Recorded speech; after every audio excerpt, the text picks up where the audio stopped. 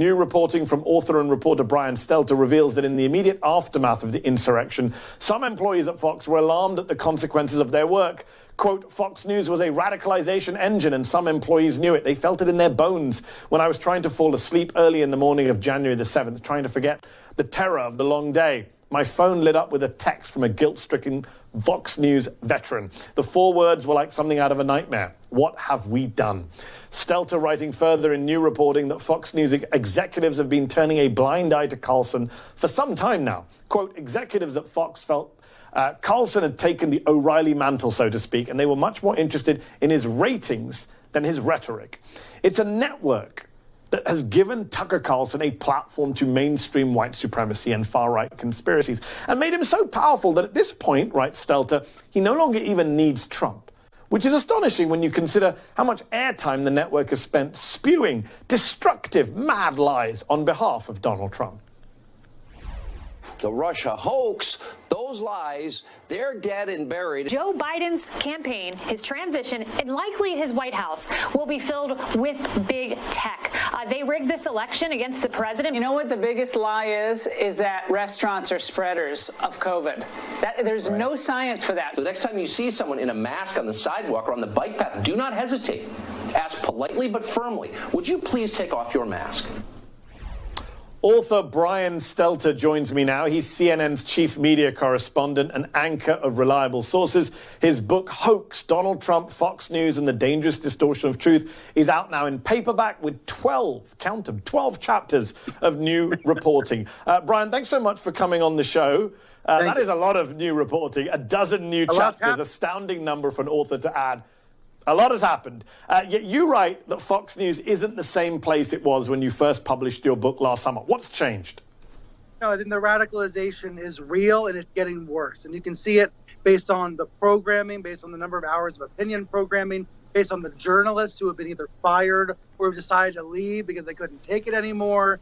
All throughout the schedule, you can see the radicalization taking effect. And Tucker Carlson is the greatest or worst example of this. A false flag conspiracy about the riot is something that is appalling, is easily fact-checkable, is easily debunked, as numerous websites have done today.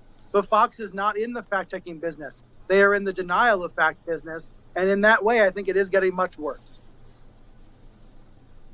So, as you mentioned, Tucker Carlson spreading a conspiracy theory. We opened this segment with the clip from his show last night. And that's the kind of thing that will become mainstream very quickly on the right. What he says one day will become, you know, the mantra for Republicans in Congress and others the next day. How does that make Fox News anything other than a propaganda outlet? I mean, I hesitate often to use the word news, just call it Fox. Because, as you say, it's not in the fact-checking business. And, Brian, if you're not in the fact-checking business, can you really say you're in the journalism business? Well, I'll take this from someone standing in the middle of a newsroom at CNN. There are ways to measure the product of a newsroom, the number of bureaus, the numbers of reporters, the number of hours of newscasts each day. And by all those metrics, Fox is failing. Not only is Fox failing, it is getting weaker and weaker and weaker. There was a time where there were dozens of really strong correspondents at Fox. That is not true anymore. So you are right to leave the word news out of the name. The word news is misleading. Yes, there are a little bit of news there, but it's mostly propaganda. It is Rupert Murdoch's propaganda machine, and he has made that choice. He and his son, Lachlan, have chosen to let Tucker Carlson run wild. They have chosen not to instill any leadership or management or structure there. Yes, technically there are bosses, but only in name. They let Tucker do whatever he wants, and that's to the detriment of his audience. I know his viewers like it, but he's ultimately hurting his viewers. Oh, I mean, we'll come to COVID and how they've hurt their viewers in a moment. So I'm just wondering, Brian, have you evolved in your own views about Fox as you wrote this book and reported on it? Because you and your own network president, CNN boss Jeff Zucker, I just want to play a clip for our viewers. You and Jeff Zucker, CNN boss, had a back and forth on stage at an event in 2019. Have a listen. So you think many of the shows are conspiracy TV? I don't think it's a journalistic organization. See, we disagree about this, and that's a good thing. Yes, well, no, you know, I think that you often say that there's this difference between their primetime shows, the news side and the opinion side. There is no difference, and I think that I don't see it that way, and I know that you report it that way a lot. I think you're wrong. You think I'm wrong? Well, what is the? So give me some evidence. Tell me. Watch it. So So, Brian, I'm with Jeff Zucker on this, especially when you look at what the so-called news side has been pumping out on the lab leak stuff in China, critical race theory nonsense, cancel culture, the end of Mr. Potato Head. None of that is news or factual. So you can't just blame Tucker Carlson and Sean Hannity. Surely you now accept, nearly 2 years later, it's the entire network. There is no news opinion split. It's all propaganda. My best sources have left because they can't take it anymore. I really tried to write hoax from a source perspective. What are staffers inside the network saying? Even conservative staffers who vote for Republicans who voted for Donald Trump, they don't recognize the channel anymore. In some cases, they are embarrassed. But here's the bad news, I think. That staffer who texted me on January 7th and said, "What have we done?" who felt regret about the riot, who wondered about Fox's culpability. My impression from all my reporting is that person's in the minority. That increasingly Fox is staffed by true believers, by producers and hosts who actually believe what they're selling. I think that's also a change from the past. So as it becomes more and more of a propaganda machine, the people who are the moderates, who are in the middle, who just want to report the fact, they're getting squeezed out. They're getting suffocated. And I would argue that's a very bad thing for the country politically, to have not a conservative news channel anymore, but instead this right-wing talk channel that's all about hating the rest of the media. Because honestly, a lot of it is about hatred.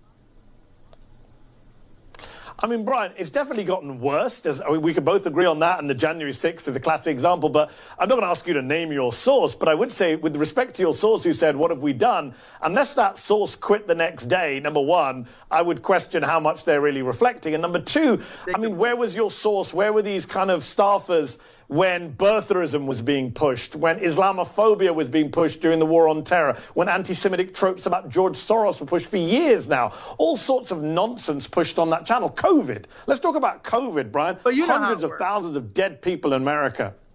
Go on. You know how it works, though. People tell themselves, well, I just work for one show. I just work for one department. I'm not responsible for the rest. People put on blinders. They make excuses for themselves. Now, I may think those are BS, but I think that's what's happened within Fox. People justify it in different ways. Brett Baer, for example, says, well, I just do my 1 hour. I'm only in charge of my 1 hour. Now, I think that is a toothless claim when the rest of the networks is peddling lies. But you're right on COVID. The pandemic is the ultimate example of this. The way they downplayed and denied the threat.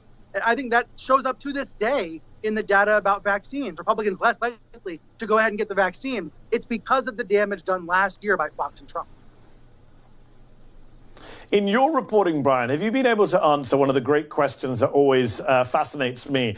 You know, is it, who is tail and dog wagging? Is it the Republican Party that's leading Fox News in a certain direction, the Republican base and people like Donald Trump? Or is it Fox News that's leading the Republican Party? Who's in charge here?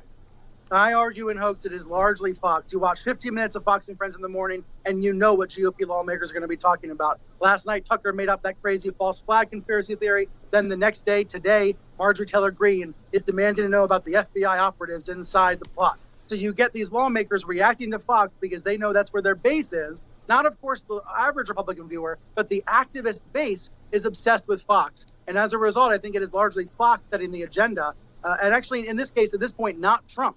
Trump almost invisible now in GOP politics. It's really the Fox party. Yes. So here's a question then. Has Frankenstein lost control of its monster in terms of the base? We now have the OANNs and Newsmaxes of this world who have gone even further right, further crazy, further anti-reality than Fox has. And obviously they're not beating Fox in ratings, but they've made a dent. And long term, who knows? Has Fox lost control of this angry audience that it's helped incite for decades now?